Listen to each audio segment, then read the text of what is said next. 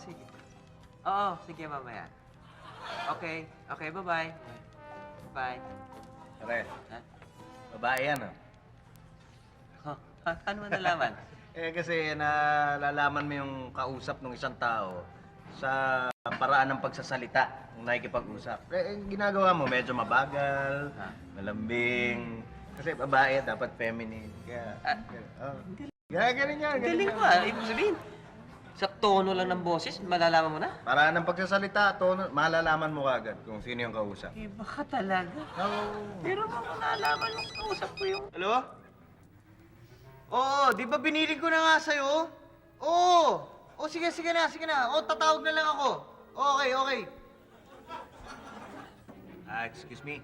Okay, tauhan mo yung kausap mo, no? Oo, tanga-tanga nga eh, ang kulit eh.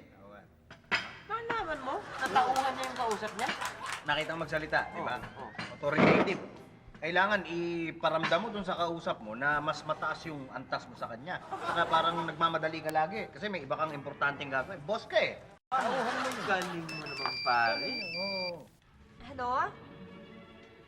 Mamaya po ako uuwi. Mamaya ako uuwi. Opo.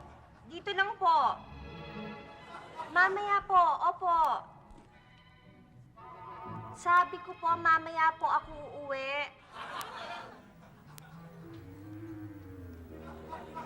Yung kausap niya na yan, malagay ko, lola niya yan. Teka, Lola? Miss, lola mo yan, kausap mo? Oo. Nalaman mo?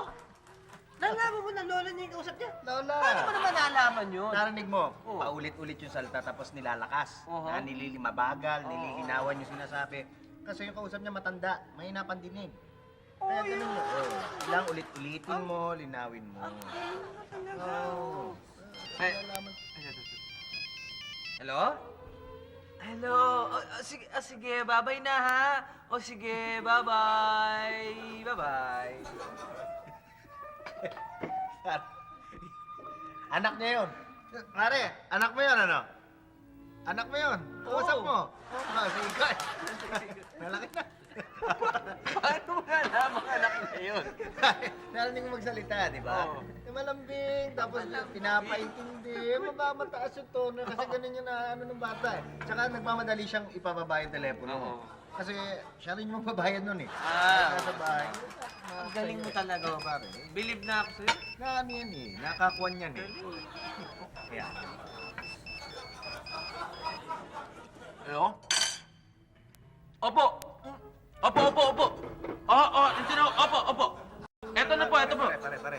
Boss mo yan ano? Oh, sige, Boss mo. Ah, Opo. boss niya yun. Paano mo nalaman naman boss yun? Hindi pwede naman kung sino lang yun. Hindi, nagmamadali eh. Nire-respeto niya siyempre yung oras ng boss niya. Kasi masasayang ang oras no, marami pang ibang ginagawa niya. Tsaka, opo, respeto eh. Opo, boss niya yun. Oo, basta sa paraan ng pananalita, tsaka yung tono ng Pananalita, yung pananalita, tono. maririnig mo kagad. Malalaman mo kagad. Tututo rin ako niyan. Teka, sandali. Hello? Oh. Yeah, sige na. Anak mo yan. Mali? Apa. Sige po. Boss mo yan. Hindi pa rin. Si Ogie. Ogie. Kasama ko. Lola mo yan. O na. Sige na. Oo, sige na. Oo na, babay na. Sige. Tauhan mo. Hindi. Uy, sino yun? Misis ko.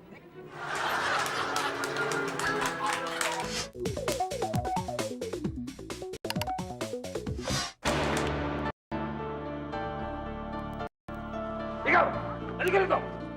Bakit po? Bigyan mo kang pang-inom, ha? Wala akong pera. Please, huwag niyo akong galitin, please. Ang kulitin, ha? Pera! Ha? Pang-inom! Wala. Pang-inom! Huwag niyo akong galitin, please. Huwag niyo akong galitin.